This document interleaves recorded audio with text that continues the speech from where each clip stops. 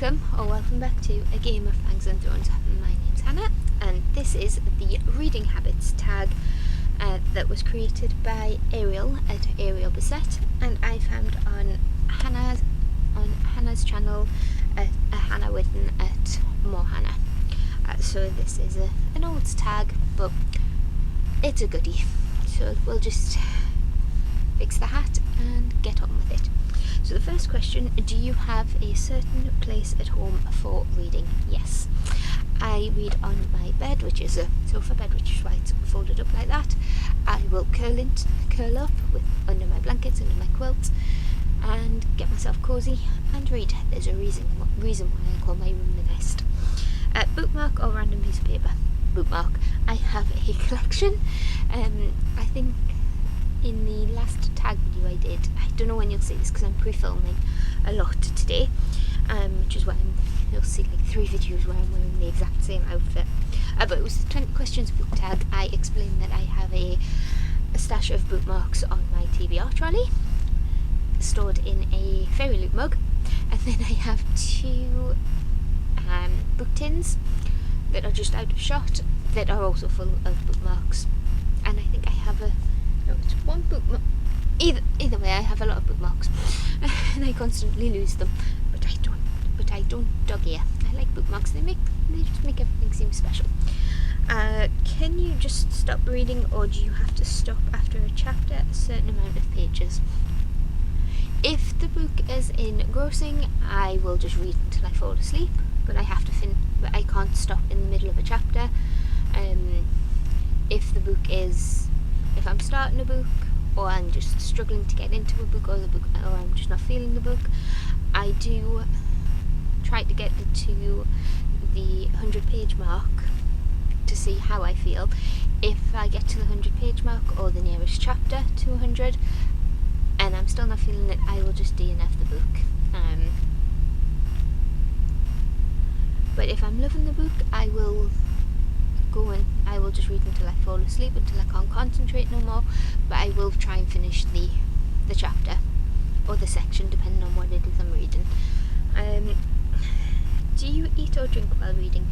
I don't eat. I don't eat while reading, but I do usually have a cup of tea, a cup of coffee, or fizzy pop. I do normally have a drink with me because it is a little bit warm in this room. Multitasking, music or TV while reading? Booktube. I can put Booktube on in the background, or a TV show that I've already seen, and just as background noise really, because I can't do anything in complete silence. One book at a time or several at once? One book at a time. I am in awe of people who can read several books at once.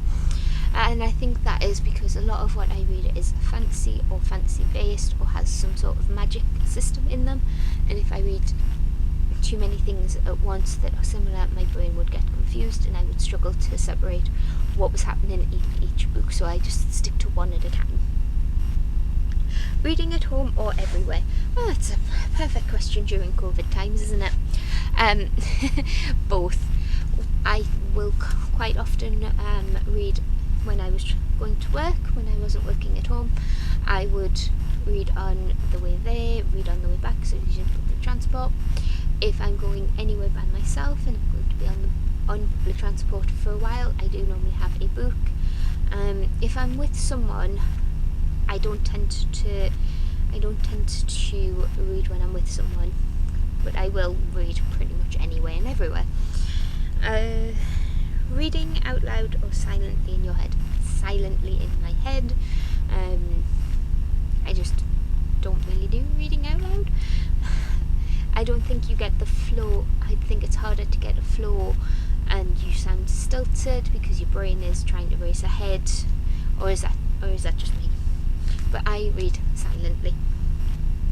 Do you read ahead or even skip pages? Not intentionally. I like to know what's going on, and I think with the books that I read, with them being fantasy, I can't really skip pages or skim read, because I would miss some of the world building, and knowing my luck, I would miss a pretty important plot device or a pretty important thing that will come back later on in the series or something that seems insignificant when it's first introduced and then becomes a major thing later on, because that has happened before. Breaking the spine or keeping it like new. I do try to keep my books like new, but if the spine breaks, the spine breaks. I have some mass market paperbacks where the spine is all cracked, but the actual book itself is in perfect readable condition. I have some second-hand books that I've picked up where the spines are already pre-broken. So it's a bit of both, to be honest. And the last question is, do you write in your books? At the moment, no, because if I don't like a book or I don't think I'll reread it, I do donate it to either my sister or a charity shop when they're open and accepting donations.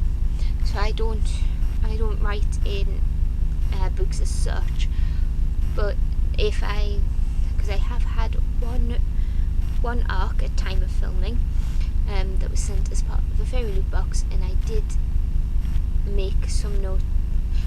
No, it wasn't the arc. It was my French editions of some certain books that will not be mentioned, because I was trying to read them in French, so I would write some English translations of words, so I got the gist of what was happening. But that's the only time I've written in a book. I don't really tab or annotate because a lot of the time I'm just too caught up in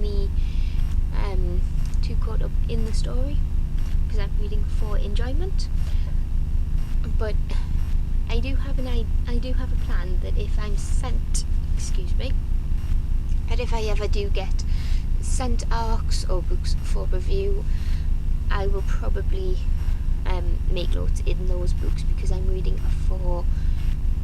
to be critically reading them as well as reading for enjoyment. So that's the last of those questions, I believe, and this is a very short video, but that's the end of it. If you liked it, hit that like button and subscribe if you want to see this, talk about these, and I'll see you in the next one. Bye.